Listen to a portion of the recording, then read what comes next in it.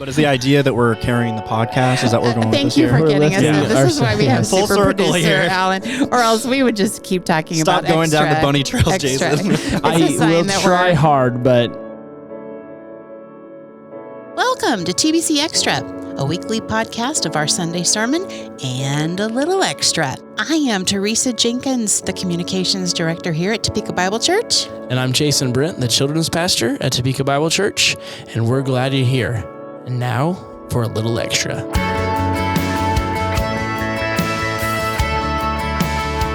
Hey, welcome to another episode. I've got the guys here, super producer Alan, children's ministry pastor, super children's ministry pastor Jason Bryant. Glad you guys are here. Hola. Thank you. We're gonna do this on our own today because Pastor Jim, who gave the sermon Sunday, he is at a prayer retreat with a couple of family members, something they like to do, and we're gonna let them do that, and we're gonna try to do the podcast by ourselves. I believe in us. I think we can do this.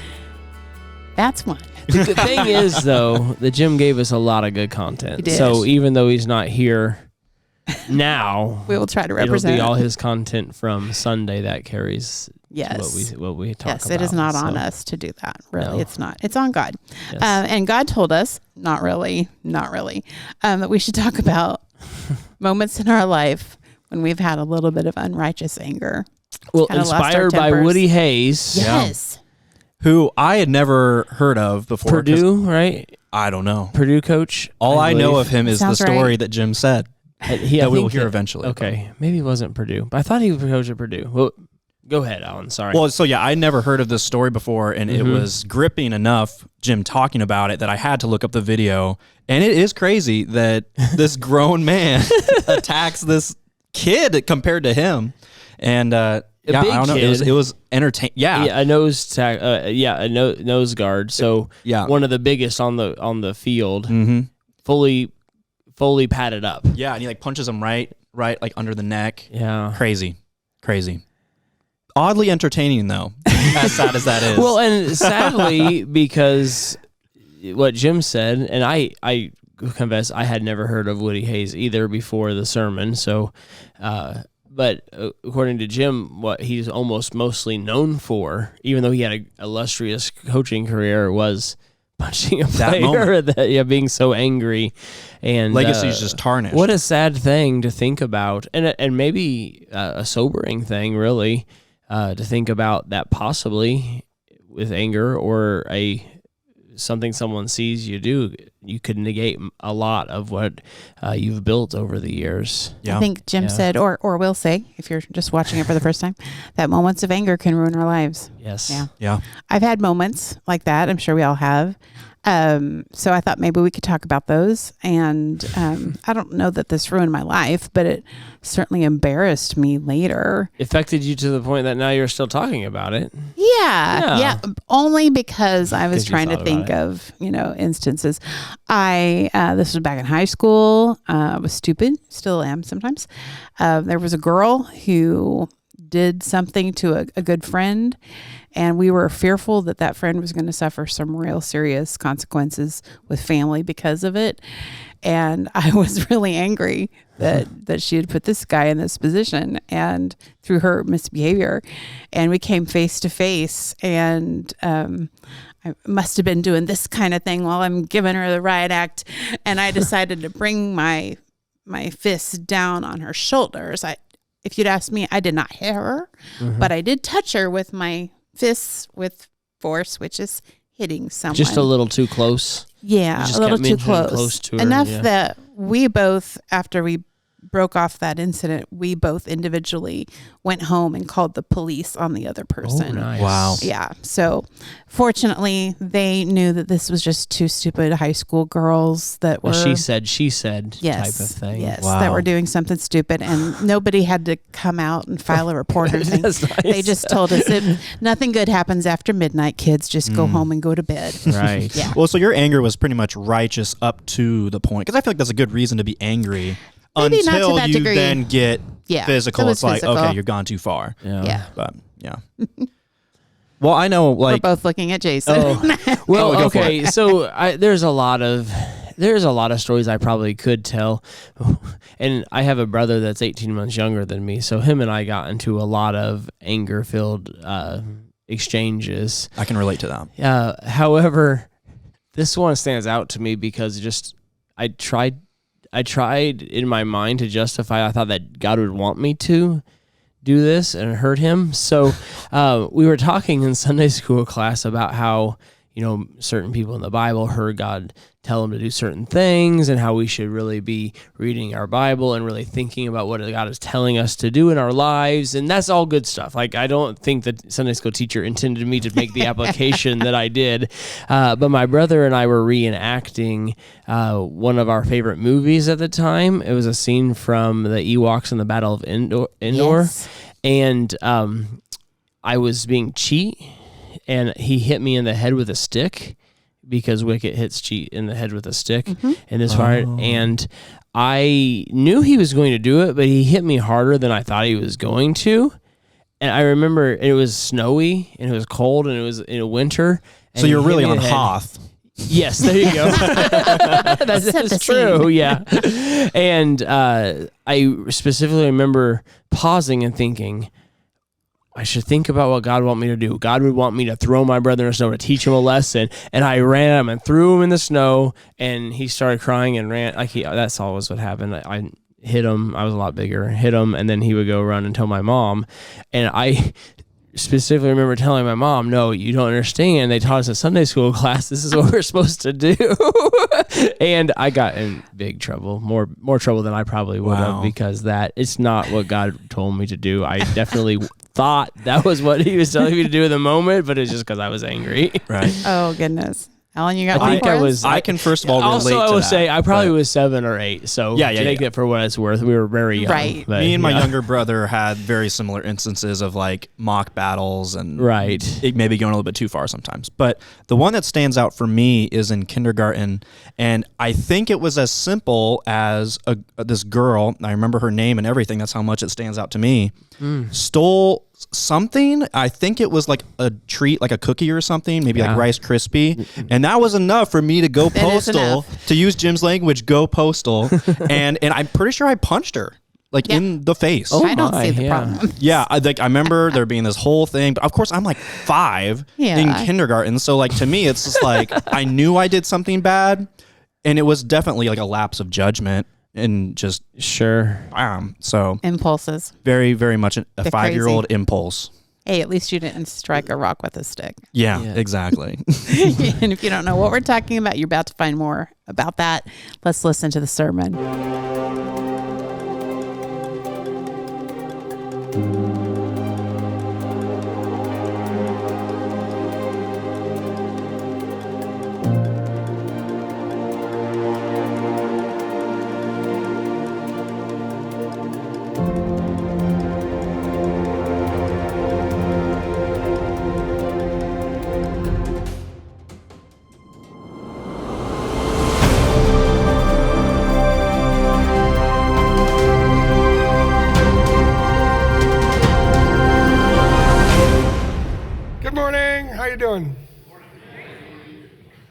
Pretty good.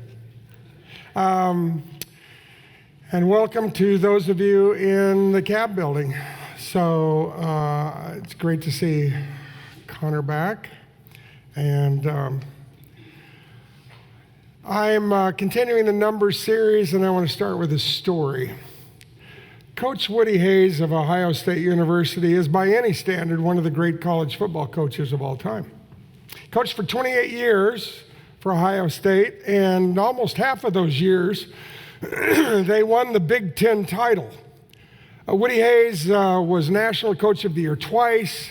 He won the national championship 3 times, I believe. He's now in the College Football Hall of Fame. But rightly or wrongly, Woody Hayes is known most today for an angry outburst at Christmas time in the 1978 Gator Bowl. He was already unhappy. Woody had a bit of a hot temper. He's unhappy he'd lost to Michigan twice that year, which is why he was in the Gator Bowl, not in the Rose Bowl.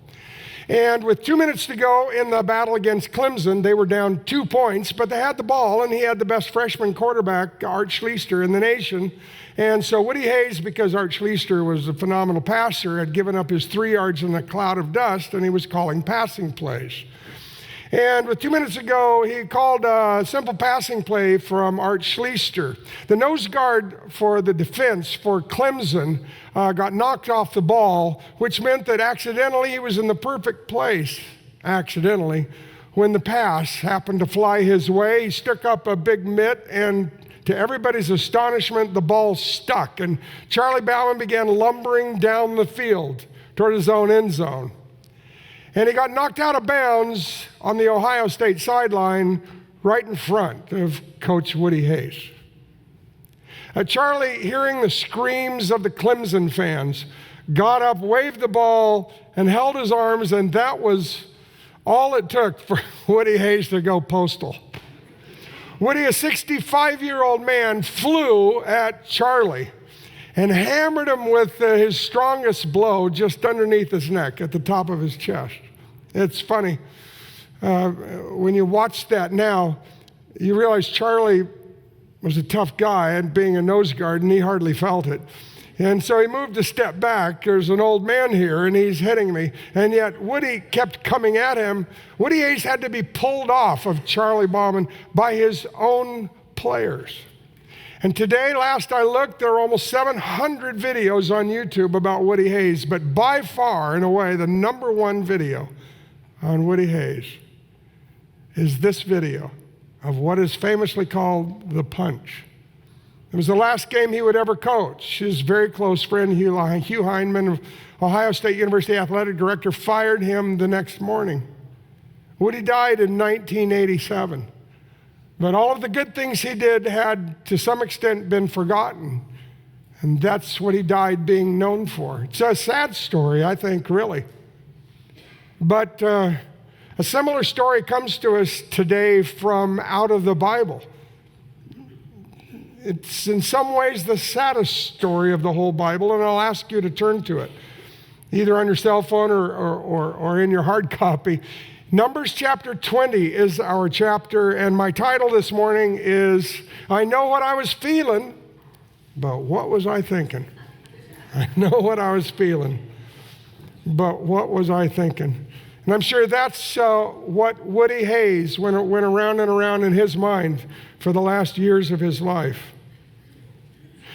Can I take a step back? We're close to the end of the Numbers series. But let me remind you again why this is such an important book for you, why it's such a great series. Ian Duguid, a British scholar, writes in the opening to his commentary on Numbers, the story of the book of Numbers is written to a people whose lives are lived between their redemption and its consummation, between the Exodus and the promised land. To live in between the times, and their present experience is not one of salvation, but rather of the wilderness along the way. In other words, Christian, you and I live in the book of Numbers. We live in the middle of times. If I were to graph this out on a map, on the left-hand side of this map, you see the land of Egypt. And this is where you were before you came to Christ. This is when you were in bondage. This is when you and Israel were in slavery. And then in a great miracle, marked by the white line there on the left side, God rescued you. You escaped the land of Egypt, and you were born again crossing the Red Sea. Born of water and the Spirit, and you crossed into the Sinai Peninsula. It should have only taken you, as Connor has said, a couple of weeks to get up to the Promised Land, but there was this titanic moment of unbelief. After a little over a week, you stopped, and the Lord said, send spies up, and you sent up spies, and then you decided there's no way we want to go up there. And you said, we'd rather die right here or go back to Egypt. And so God said, you'll get what you want, and for the next 40 years, God's led you, and you've wandered through the desert and through the wilderness. But now in Numbers chapter 20, we've come to the end of that time. Now we've come to the end of the 40 years. Almost all of that older generation has now died. And after the story that I'm going to introduce to you this morning, a famous story that you've heard of before probably, you'll find that God tells Israel to move on up to the promised land. And all of a sudden, a lot of things have changed. And you see that second white line on the right. And that's the line of entering the promised land. And I say we live in the middle, in the wilderness days today, you and I, between salvation and the promised land. That's the book of Numbers that we live in. We're living in the story of the Pilgrim's Progress, right? The whole title of which is From This World to That Which Is to Come. And for some of us sooner, for some of us later, we will get to the promised land. We will see the celestial city as Pilgrim did, and we'll cross over. And when Christ returns in the air all at once, we'll all cross over into the Garden of Eden, into paradise, and into the promised land. But my point is, this is an important book. We're about to finish it, but don't forget this book, because this book is the story, dear Christian, of your life. And this chapter is called by some scholars the most enigmatic incident, verses 1 through 13 in the Pentateuch, or to translate that into layman's terms, it means it's a story that's harder to figure out, that's confusing to us more than any other story in the first 5 books of the Bible, and it begins this way. The entire Israelite community entered the wilderness of Zin in the first month, and they settled, of all places, in Kadesh.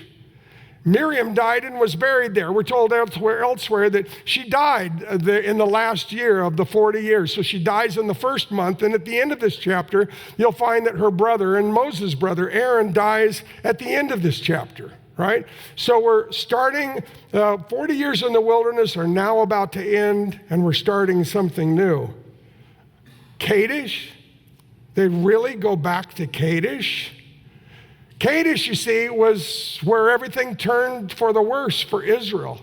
It's where the beginning of the end happened almost 40 years before, because 40 years before in Numbers chapter 13, there at Kadesh, that place became ground zero of unbelief. The Lord had said to Moses, send men to scout out the land of Canaan that I'm giving to the Israelites. And the 12 of them, the spies, went up, and then they came back after 40 days and said, we can't go up there. They're stronger than we are. All the people we saw there are giants, which is a great exaggeration. We even saw the Nephilim there. I threw in the line for those of you who are reading the Unseen Realm and who know that the Nephilim are the offspring of human women and angels. We seemed like grasshoppers to them. And they go on to say, you know what? We would rather stay here and just die in the wilderness rather than go up there and just get brutally slaughtered and watch our children die. And the Lord speaks to them at the end of chapter 13 and says, I'm going to do to you exactly as you've requested. None of you will enter the land of promise. All of you 20 years or older will die in the wilderness. And that's what happened at Kadesh. And now after 40 years, they've returned to this spot of unbelief, and I think that's significant in light of what happens, in light of, well, you'll see what happens. Oh, let's just go on with the story. In verses 2 through 5, we read something we've read, I think, 3 times earlier in the book of Numbers. There was no water for the community, so they assembled against Moses and Aaron. Surprise, surprise. The people quarreled with Moses and said, if only we had perished when our brothers perished before the Lord. I think that was the story maybe that Connor told a couple weeks ago. Why have you brought the Lord's assembly into this wilderness for us and our livestock to die here? Why have you led us up from Egypt to bring us to this evil place? It's not a place of grain, figs, vines, and pomegranates, and there is no water to drink, right? Then Moses and Aaron went from the presence of the assembly to the doorway of the tent of meeting, that is the meeting with God, the tabernacle, and they fell face down. And the glory of the Lord appeared to them. And the Lord spoke to Moses, take the staff and assemble the community. You and your brother Aaron are to speak to the rock while they watch, and it will yield its water. You will bring out water for them from the rock and provide drink for the community and for their livestock. And that suddenly reminds us of something that happened just a few days after they'd crossed the Red Sea. At the very beginning, right even before their act of rebellion. The first time it happened, it was just like this. At Rephidim, there was no water, Exodus 17, for the people to drink. And they said, why'd you ever bring us up from Egypt to kill us and our children and our livestock with thirst? Well, they really liked their livestock, didn't they? Moses cried out to the Lord, what should I do? They're going to stone me. The Lord answered Moses, here it is, take the staff you struck the Nile with in your hand, and when you hit the rock, water will come out. That's what we know, right? The rod of God, the extension of the arm of God that Moses has always raised, and the plagues fell in Egypt, that he touched the water with, and the Red Sea parted. And now he strikes the rock in Exodus chapter 17 and in 1440 BC. And yet, something's changed, hasn't it? God's instructions are different. Fourth line down, take the staff, okay. Assemble the community, and your brother are too. What? It's the first time he's ever told them to speak to the rock. While they watch, and it will yield its water. You'll bring out water for them from the rock and provide drink for the community and for their livestock. And that's what Moses did. He took the staff from the Lord's presence. So it's probably not his own staff this time. There's another staff, Aaron's rod that budded, is there kept in the Lord's presence in the Holy of Holies in the ark. And sometimes God told him to use that one. I don't think that's the explanation for what's about to happen. But he takes that staff from the Lord's presence just as he had commanded him. Sounds good so far, right? The inspired writer says, just as he had commanded them. Are we thumbs up so far? Yeah. And Moses and Aaron summoned the assembly in front of the rock. And Moses said, so far so good, right? So far so good. And we're expecting that he's going to, what? He's going to speak to the rock. Right, so and then we keep reading, whoa! We got a lot of red highlighted stuff here. Moses said to them, Moses, what are you doing talking to them? Listen, you rebels, must we bring water out of this rock for you? Then Moses raised his hand. He swings that rod of God over his head and he brings it down full force on the rock. Then he swings it back and he does it a second time. And what happens? God is so gracious. Sometimes people will say, that guy's not preaching the gospel down there. It's a mega church and he's just, or such and such, it's known that he's committed adultery and yet that church seems to be succeeding. Well, why is that?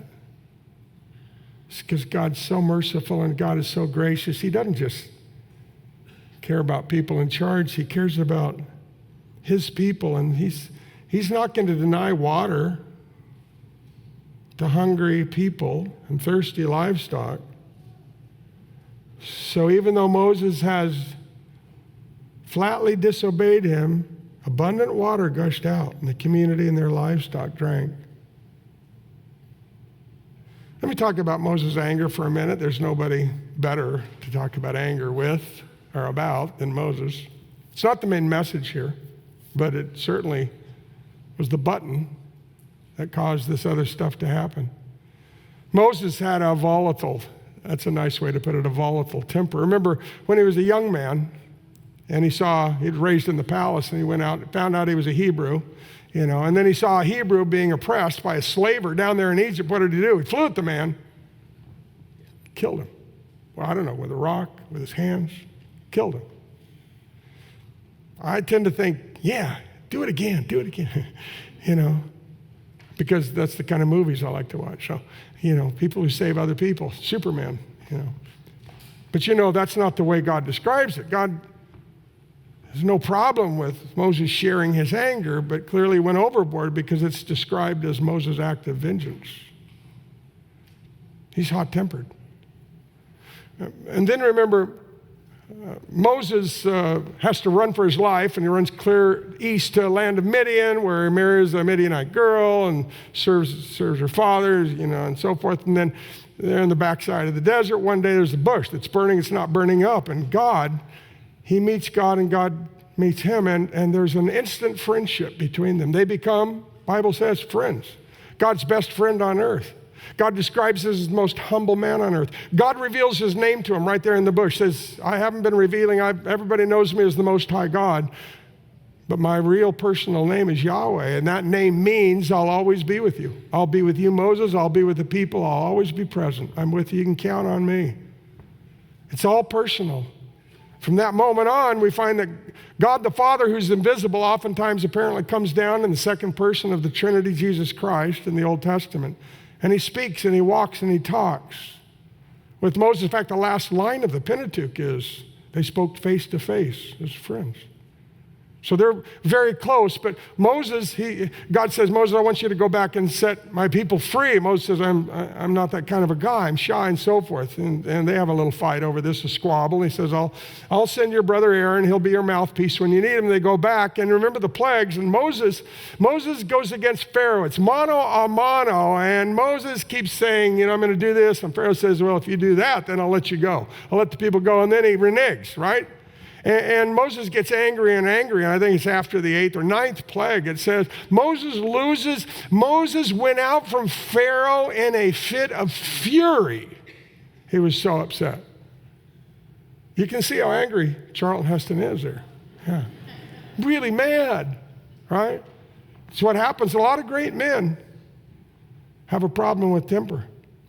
But finally, they get out of the land and they go to Mount Sinai, remember, and Moses goes up to the top of Mount Sinai and he gets the tablets, and God carves tablets out of stone, and God writes the 10 Commandments on them and he hands them to Moses, says, this is the law. This is how you're going to, we're going to have a great time here. You're going to be a great nation, and I'm going to lead you here to the promised land, and they're going to know how to run things and so forth. And Moses comes down and wow, his own brother and the people have what? They've built a golden calf, and he's so upset. Moses totally goes postal, loses it. He's just irate, and he slams the tablets down. And again, I'm going, righteous anger. Yeah. That's not the way it's described, in the Bible. Yeah, there's righteous anger. God's glad when we get angry at sin and so forth, but there's a limit, right?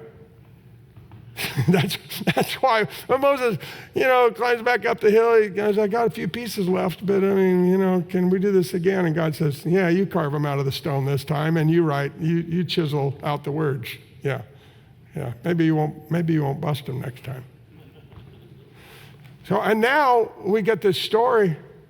Moses, year after year, has led this cantankerous people out of Egypt, and he's done nothing but serve them, right? And again and again and again, 3 times before, in this book alone, they're whining and they're complaining and they're saying, we hate you, and they're threatening to stone him and all this other stuff. And finally, I think he's just completely had it up to here. The anger of a hot-tempered man just completely boils over. And unfortunately, what he does sends him over the edge. I wanted to talk to you about anger because it's what gets a lot of us in trouble, right? I was reading recently about George Washington. George Washington is the founder of our country, just as Moses is called the founder of the nation of Israel. George Washington had such a volatile temper that when he was young, when he was in his teens and in his 20s, both his mother and his father and his mentor, he had a personal mentor, just said his passions just boil over. And even when he was older, one of the governors of one of the colonies who signed the Declaration of Independence wrote about him that he has tumultuous passions, which often accompany greatness. And you've probably seen it. You've seen a lot of great men, and they know the way the world should be, or how that business should be run, or how the church should go, or whatever. And if you cross them, or maybe your father was this way. My father was a great man, but he would be the first to tell you that he struggled with this. Till a doctor later in life said, you're going to kill yourself sometime by the way you explode at your family. And we love that doctor. But this governor, this comes from an article recently entitled General George Washington's Explosive Temper Helped Shape the Man Who Forged a New Nation. And the governor writes, his wrath was terrible, and those who have seen it see it boiling in his bosom, passion almost too great for humanity to bear. But later in life, as he became president, He set it as his number one goal to exercise self-control and control his anger, and he prided himself on his ability to control it. And other people wrote about, John Adams wrote about, Thomas Jefferson wrote about how he clearly had this incredible temper, but he had learned to control it, and they admired him for it. And all I'm saying is I think that even though it's not the major point, you and I should consider our anger. There are all kinds of lists of levels of anger on the web. I picked the easiest one, the one that didn't have 10, 8, or 7, but there are just 3 things here. From the lowest level to frustrated, where we're not getting where we want and we're gritting our teeth, to getting actually angry, where it becomes painful and our heart is beating fast and our face is, turning pink, to total absolute fury, where we just get completely angry and we're in danger of saying or doing something that can even ruin our lives at times. Different levels of anger. And this is just a piece of advice. You know who you are if you struggle with this. And so the first, and not the most important lesson from this morning, but the first of 5 lessons is learn to control your temper. The anger of man does not achieve the righteousness of God. And even though anger is not Moses' greatest sin in this passage, it's what releases his greatest sin. And we get a hint as to what his greatest sin is from the smallest word in the passage in Hebrew. Moses said to them, "Listen, you rebels, must we, me and Aaron, must we bring water out of this rock for you?" You want to start going, hold it, Moses. Moses, really? First person plural, we? You're bringing the water out of the rock? You're the water bringer? Do you realize you've just butt-checked God out of the limelight? Backstage? And Moses raises his hand, strikes the rock twice. What's happening here, of course, is much more serious, and you can tell that from God's immediate response, because you did not trust me. This is an issue of faith, trust. The word is belief. Did not trust me to demonstrate my holiness in the sight of the Israelites. You will not bring this assembly into the land I've given them. This is why it's the most enigmatic passage in the first 5 books of the Bible. What? God, punishment really doesn't fit the crime here. You got to understand, this man for 40 years has been leading a recalcitrant people, and they've been threatening to stone him. They're people of unbelief. You made him to be a guy with hot passions and so forth. He lost it for a little while. But then we realize God sees this as an issue of unbelief, because you did not trust me to demonstrate my holiness. Holiness and glory, same thing inside of the Israelites. After 40 years, we're back at Kadesh, and we're back at unbelief. Moses, you are now recapitulating all that was the worst about the old generation. It's now rearing its ugly head in you. That is, you don't believe that I know the best way. You are, in fact, God says to him twice in the next 7 chapters, calls it rebellion against my command. Same word he used of those people back when they rebelled and said, we're not going to go up to the land. Do you realize that disobedience, when you disobey a direct command of God, it reflects disbelief?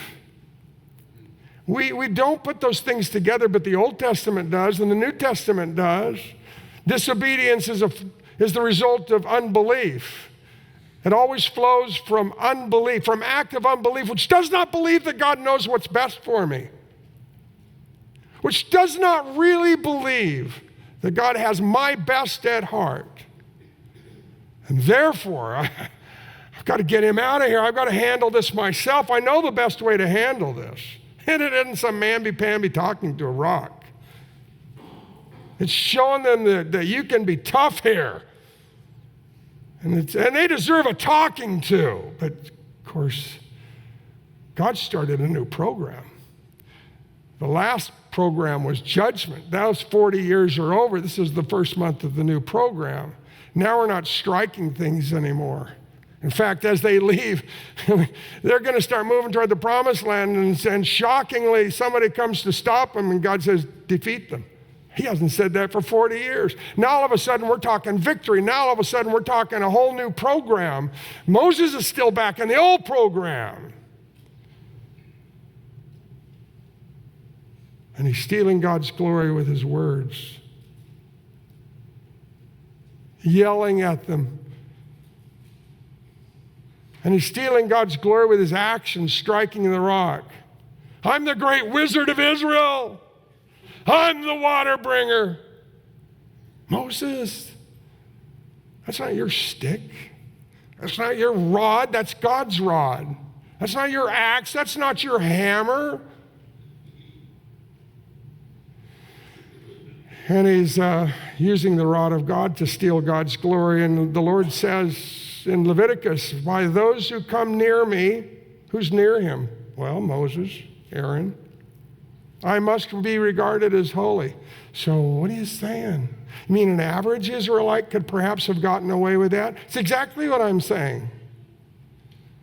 Joe Israelite could probably get away with that. But no, not if you're near God. Not if you're the leader. By those who come near me, I must be regarded as holy, and before all the people, I must be glorified. I need my holiness demonstrated in the sight of all Israel. Lesson number 2, friends, I'll leave this one quickly, but I got to say, and I didn't know how to say this well, the higher you are, the heavier the blow. Or as Jesus says in Luke 12, to whom much is given, much is required. Or as Jesus' brother James says in chapter 3, teachers will incur a stricter judgment. If God has given you a responsibility of being an elder or being a Sunday school teacher or being a leader, a Christian leader in the community or something like that, you've got to know. The last 40 years, I've had a little sticker on my computer. It finally just fell off. Others may, I cannot. Others may, I cannot. There are things you cannot do. If you're the father, or you're the mother, or you're a Christian leader, or you're a teacher, by those who are near me, I will be glorified. But why, we ask still, why such a harsh penalty? Why not kick him in the rear end or, I don't know. And the answer is that what Moses did can't be underrated. He did what we would call a glory grab. He stole God's thunder. Glory grab, you've seen it at work. Perhaps you've seen it at church. It's when someone attempts to grab or take credit for what another person has accomplished, It's where an executive at work, when the company succeeds, tries to, say that it's really because of him or her that the company is successful. It's when a father or mother or a grandparent, she or he, when the grandchildren win awards or when they turn out great for the Lord, implies that it's all because of them that it happened. I picked up a book recently because I admired about this college basketball coach. He'd won the national title and so forth, and he'd written a book, and I was stunned to find out that after his team won the national title, he was irate because the sports media were giving the credit to the player on his team, the best player on his team, who won most valuable player, who also hit the final shot and gave them the victory in the championship. And he was irate because he knew for sure the reason they had won the national title was because of his great coaching. And he was irate that somebody else was getting the credit.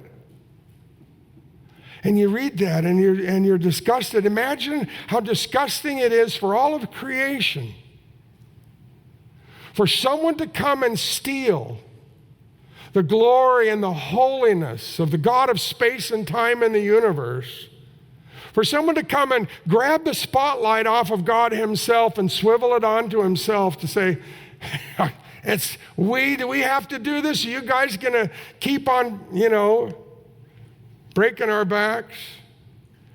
So that's why this is so important. God expresses it clearly in Isaiah 48 when he says, for my own sake I do this. How can I let myself be defamed? I will not yield my glory to another.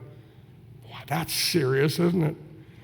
God uses the word defamed to describe what happens when someone accepts credit for things. We're tempted to do it all the time, aren't we? We receive awards, even when you're younger and in school, and you're honored for something that you've done in school, or maybe an athletic award. And then you grow up, and then somehow you do get credit for taking a company to success. Or you have some sort of something that you do that's public, you're on TV or whatever, and a mic is thrust in front of your face. And you're tempted inside yourself to go, about time, you know. Been working all these years to do this. You're Moses. 40 years, been dragging these people along. It's at that kind of a moment that what you do need to do is take a step back from the mic and remind yourself of the words, not to us. Psalm 115, verse 1, not to us, Lord. Not to us, but to your name be the glory. And don't steal God's credit. That's lesson number 3. Take the blame, but give God the glory. What a line that is in that psalm. Say it with me. Not to us, Lord, not to us, but to your name be the glory. One more time. Not to us, Lord, not to us, but to your name be the glory. Say it in Latin. Look down at the verse where I put those words. In Latin, non nobis domine. Say that with me. Non nobis domine. Not to us, O Lord. It's become a famous verse because in 1870, William Wilberforce, by the way, was known as maybe the greatest person in England. He was like a boy king. At age 21, he had been elected to the parliament. He was known as the greatest orator in the whole land of England in the 19th century. And everybody said, you know, the sky's the limit. And he was extremely ambitious at age 21. And then 5 years later, he had what he called the Great Change. He came to Jesus Christ as a Savior. Now, he believed that Britain should reform. You know, if you ever read Charles Dickens, you know why it needed to reform. And he was a member of 69 reform organizations to help the poor and everything else.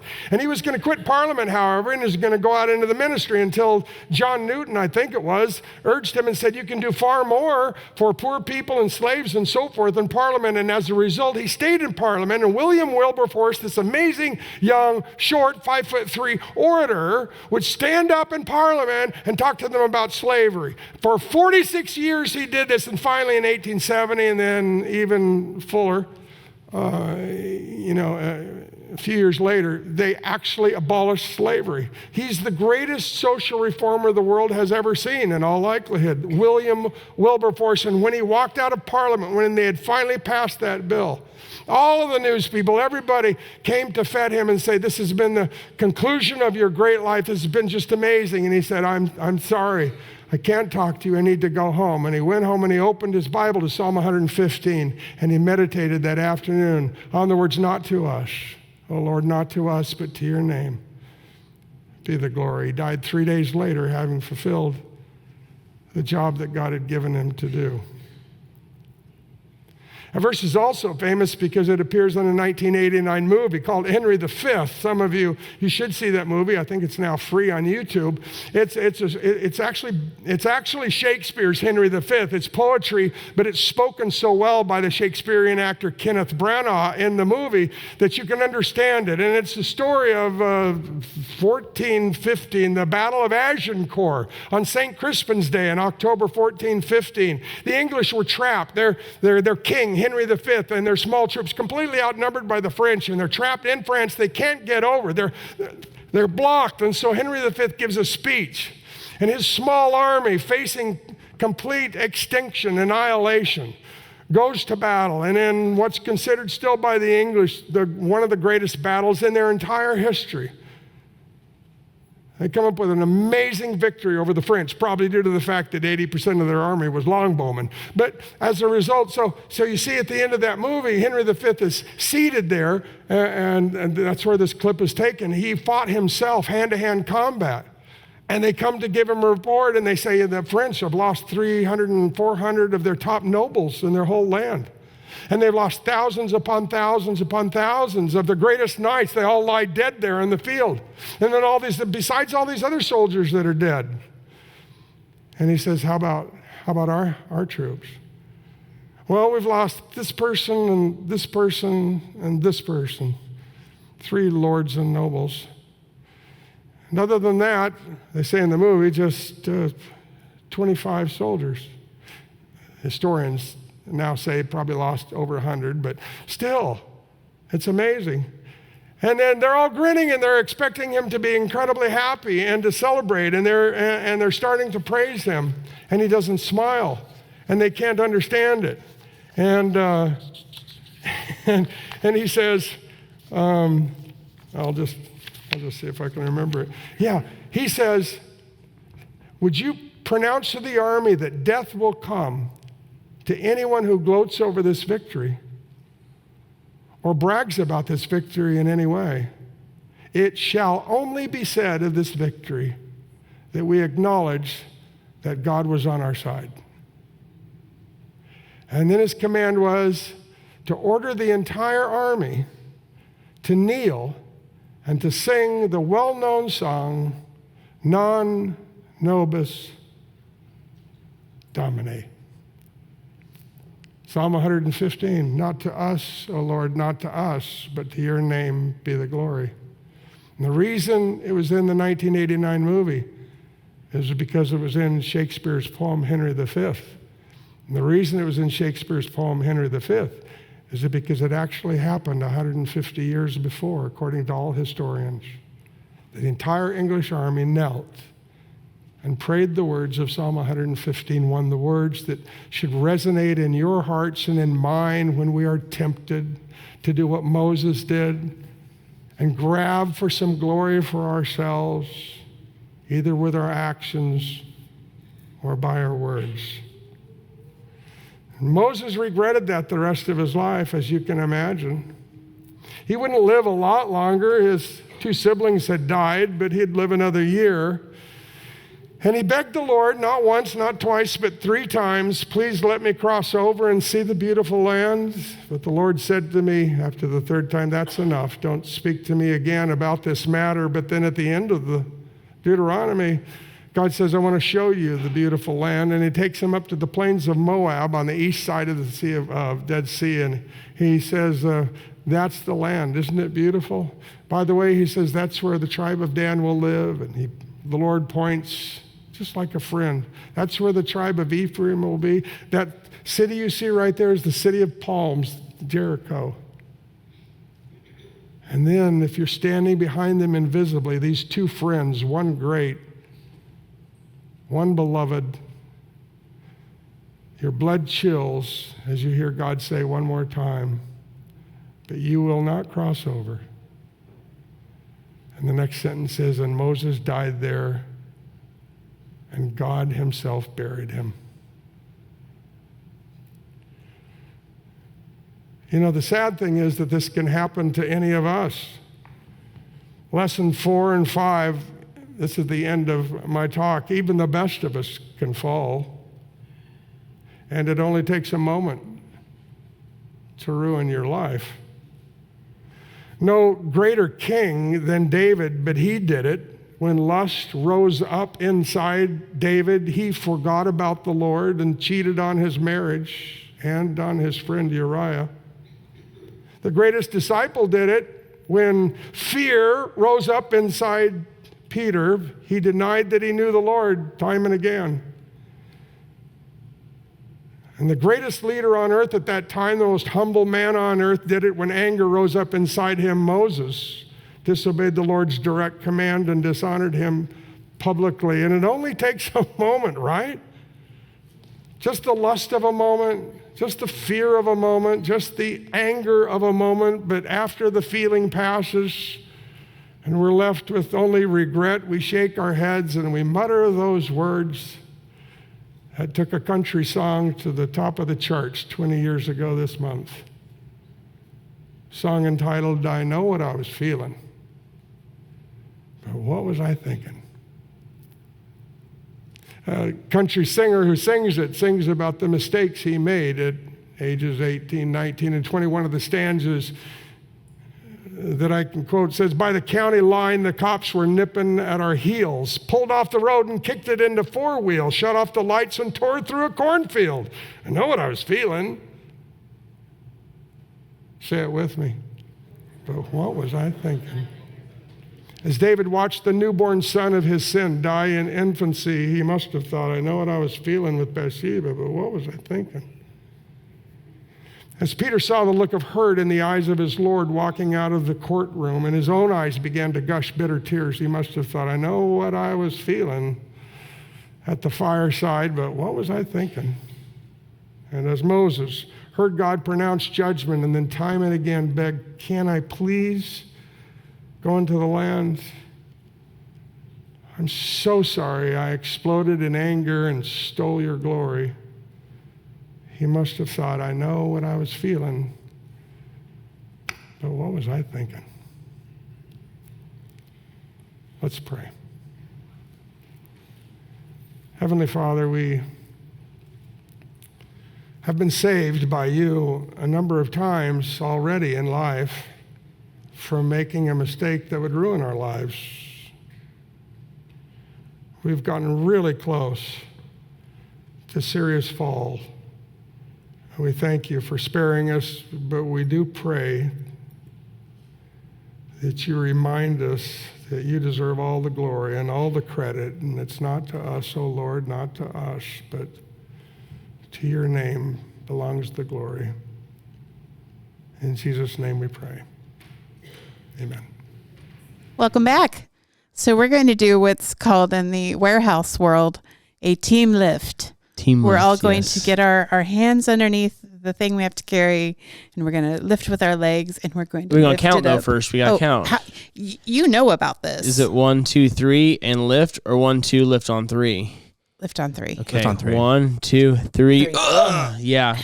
Just Carrying briefly, because I've worked at several different stores that had heavy merchandise, and they'd have a team lift and 2 stick figures lifting up this box, And I have shopped at several stores that have heavy merchandise. That was kind of one of the things, which was not what they were supposed to do, but at Target Distribution Center, we tried to see who could pick up the most by themselves team lift items without hurting themselves. I think that's the spirit No, it's not. of the OSHA regulations, but I appreciate that. But is the idea that we're carrying the podcast? Is that what we're going with this Thank you here? for getting us lifting in. This is why we have Full super circle producer here. Alan, or else we would just keep talking Stop about going down extra, the bunny trails, extra. Jason. It's I a sign will that try hard, but it's a sign we're a little intimidated without a whoever preached on Sunday in the room. So yes, but we were doing Numbers chapter 20. Mm-hmm. Let's just start popcorn style, as Doug Will likes to say in staff meetings. What are some of your thoughts and observations?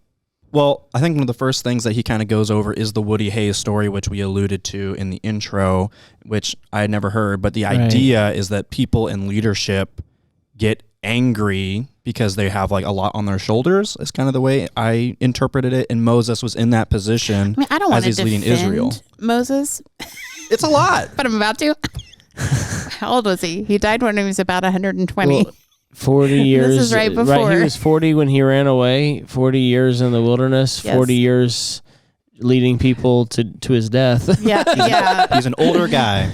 I think he was 40 when he ran away. I believe that's correct. Yeah, There's and been then a lot of walking. 120 years. Which is funny But because he's when really tired. I get that really messed up because of the movie, the DreamWorks movie. Oh. He looks, pretty young. Yes. I don't see him go, that's a 40-year-old, But Yeah. Yes. Anyway, sorry, Alan, I interrupted, but I'm sure he had the responsibility, the complaining Israelites, the age and tiredness. I mean, yeah. I like we understand. I like how you just prefaced what a 40-year-old looks like to you. It just shows me that how young you are compared to a 40-year-old. Me being 42. You know what I'm talking about, yeah, though. but I thought he looked pretty ripped and pretty good 40-year-old. So yeah, He definitely he was in good shape. According to the DreamWorks movie.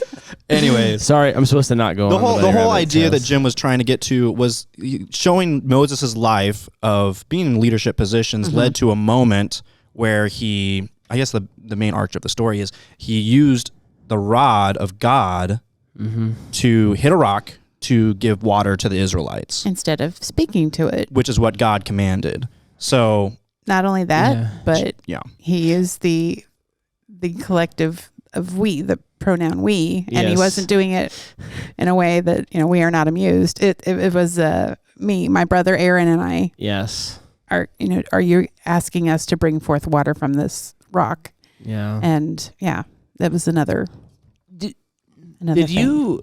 Okay, so I knew this story, and I knew about him hitting the rock twice instead of speaking to it, and I knew that's the reason that he didn't get to enter the promised land. Did you? Because Jim goes back and talks about, builds a case of kind of Moses' anger, A pattern of anger. Before he did that in the sermon, I would not have seen Moses as an angry person. And then Jim goes to the first instance he talks about is him killing a guy in Mary. I'm like, how did I not think of this? Right. I was like, oh yeah, he did do that. Like that was 80 years ago, but at that point, I think we get so used to like other stories that are like maybe works of fiction, and we kind of like equate something like that. Like, oh, that's normal, that's okay. But like when you think about it in like real life terms, him just doing that to someone is pretty hardcore. Different, yeah. If Moses is having to give an account of his life. He's murdered a guy. He's murdered a guy. And Yes. even just in this story, I made a note of all this from a commentary. In this act of striking the rock twice, he did 8 different things that are concerning. He 4 per strike. and they kind of build. Yes. He harshly rebuked the people. Mm-hmm. The harshness. He took credit for what God had done. He resented the Israelites. He lost his temper. He disobeyed God. He did not trust God's power. Those last 2 are the biggies.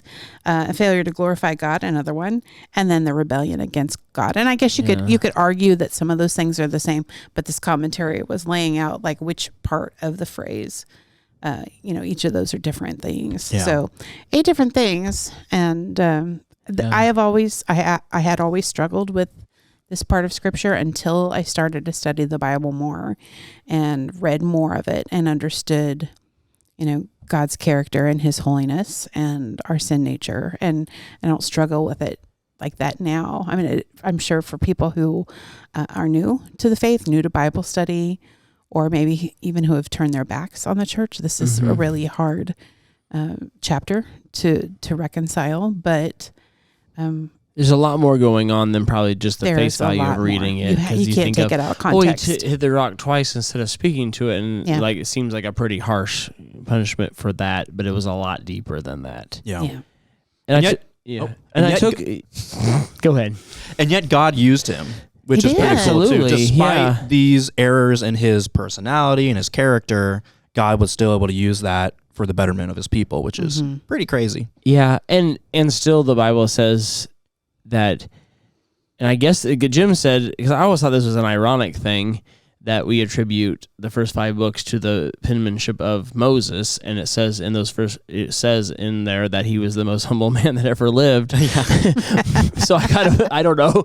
I thought if he was writing that about himself, It is a little bit of a paradox. A really good point. I hadn't thought of that. But Jim said, God wrote in the Bible, and we do ultimately attribute authorship to God, that he was a humble person too. And you see that as well, like in the burning bush, and he doesn't want to he tells God, I can't speak well. I can't, I need someone to go with me. So it wasn't like he was an arrogant, angry person. He has humility as well. But compared to all of his people, all of his contemporaries, he may have been the most humble of all of them. That's true. We just, like, when we get all of his errors pointed out, it's kind of like the Woody Hayes thing. Yes. Where it's like, we remember Woody Hayes for his punch, or some people would do that. But we do a good job, I think, for the most part, remembering Moses as well for his way of following God.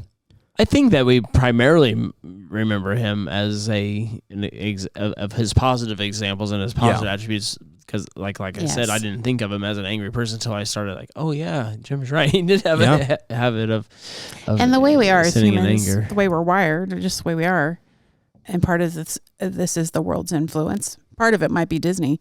We want Moses to be able to go in and enjoy the fruits of what's really God's labor.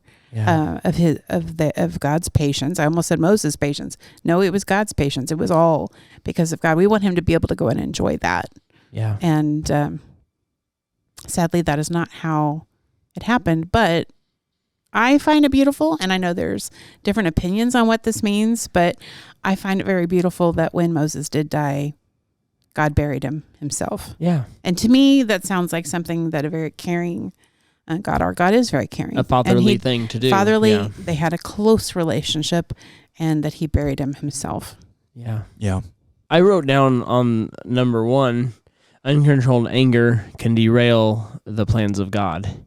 And that's just a cautionary tale. I mean, kind of what we were talking about with Moses, but there's oftentimes there's ramifications from what people see, what people would see you, how you act. And sometimes, I mean, lovingly, God doesn't allow you to have, not every time that you're angry or not every time that you make a mistake does it derail all the things that God is trying to do. But I do think that is something for us to remember and think about. I thought it was interesting that he said George Washington was known as a person that was so driven and had that almost unhuman drive and anger, but then he somehow was able to harness it and control it later in his life. The picture of the guy on the dollar bill does not look like someone who's prone to temper tantrums. No, not with that wig. And just that subtle smile that he has going on in the bill. But those wooden teeth. Yeah.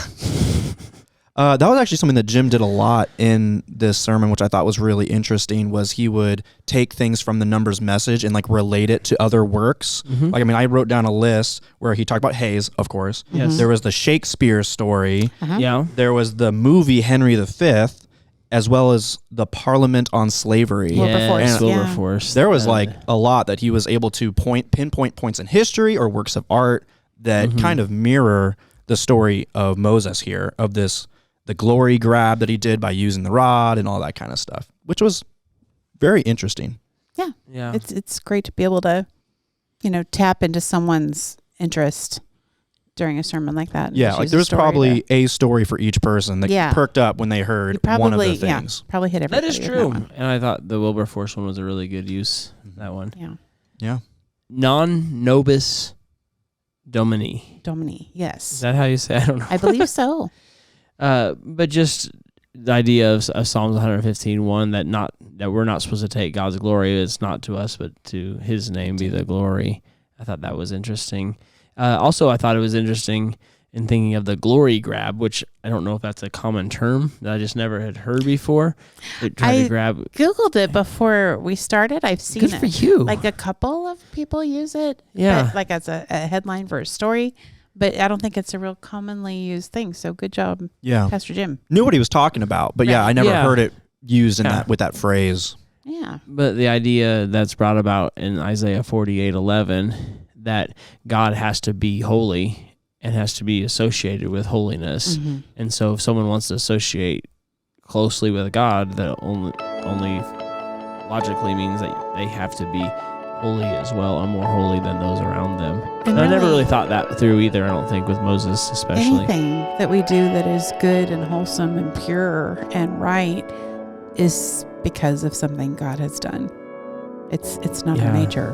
Right. Yeah. Well, overall, great message. As always. Well, guys, thanks for joining me. Connor continues Numbers this Sunday with, I assume, Numbers 21. Something past Numbers 20. Yes. Make a guess on that. So that circle back next week, and we'll talk more about that. Have a fantastic week. Thank you for listening to the TBC Extra Podcast. Please subscribe to us on Apple Podcasts, Spotify, Google Play, or wherever you get your podcasts. We drop an episode every Wednesday, and on the first Friday of each month, we have an extra episode. Extra! With stories, pastoral teaching, interviews, and more. See you next time, and have a great rest of your week.